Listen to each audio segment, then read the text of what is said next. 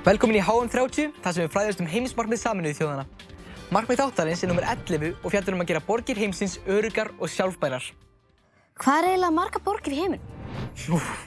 Ekki hugmynd. Það eru rosalega margar. Og þess vegna þetta dálítið mikilvægt markmið. Já, af því að býr svo svakalega margt fólk í borgum. Einmitt. Í dag býr yfir helmingur eða 54% í borgum, hátt í 4 milljarðar manna. Og talið að árið 2050 mun yfir 66% jarðarbúa lifa í borgum, eða 6,5 milljarðar manna.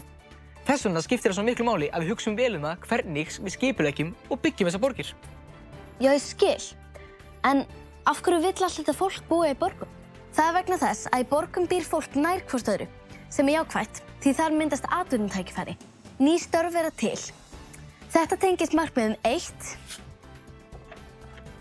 8 og 9. Í borgum styttra í heilbrigðisþjónustu og menntun. Tengist markmiði 3 og 4. Og þar yfirleitt góð vatnsveita, markmið 6 og svo framvegis. En þessar borgir þurfa auðvitað að vera vel skipulagðar, því að ef þær eru það ekki, þá býður lífið í borg ekkert endilega upp á öll þessi tækifæri og lífsgæði. Það alveg hárrétt. Borgum fylgja áskoranir. Árið 2018 bjuggu 24% borgarbúa heimsins í fátækrahverfum. En þar hefur fólk lítinn aðgang að vatni og hreinlætisaðstöðu, býr í slæmu húsnæði og getur mist heimili sitt auðveldlega. Með heimsmarkmið 11 stefnt að því að bæta aðstæður fólks fyrir 2030. Og það hefur gengið ágætlega. Því árið 2000 bjuggu 28% borgarbúa í fátækrahverfum. En hlutfallið lækkaði niður í 23% til ársins 2014. En þá var það því miður aftur að hækka og árið 2018 var hlutfallið orðið 24%. Ef við ætlum að ná markmiðinu verður að fara að gefa í. Já, svo alveg náttúrulega mengun sem fylgir borgum. Já, því þegar svona margt fólk býr þétt saman á litlu landsvæði myndast oft loftmengun. Borgarbúar anda sér of menguðu lofti sem getur haft slæm áhrif á heilsu fólks og ýtir undir hjarta- og lungnasjúkdóma. Það nú mjög alvarlegt mál.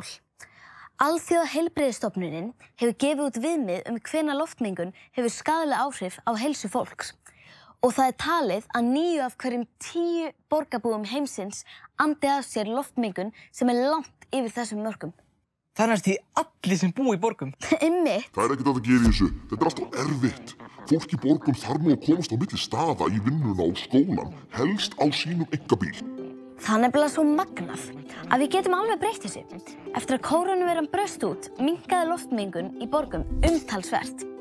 Vegna þess að verksmiðjur lokuðu og fólk ók miklu minna á bílunum sínum. Það sýnir að við getum auðveldlega breytt þessu ef við viljum. Já, það sem við getum gert er að fara oftar á hjóli eða gangandi á milli staða og við getum notað almenningssamgöngur, svona svo strætisvagna og þannig hefur líka góð áhrif á markmið 13 aðgerðir í loftslagsmálum. Allt sem við gerum skiptir máli og því betri og öruggari sem samgöngur eru, því fljótlegra og þægilegra er að ferðast á milli staða. Einmitt. Heyrðu, ég þarf bara að byrja þessu strax í dag. Ég fara út að hjóla. Vel gert! Sjáumst í næsta þætti.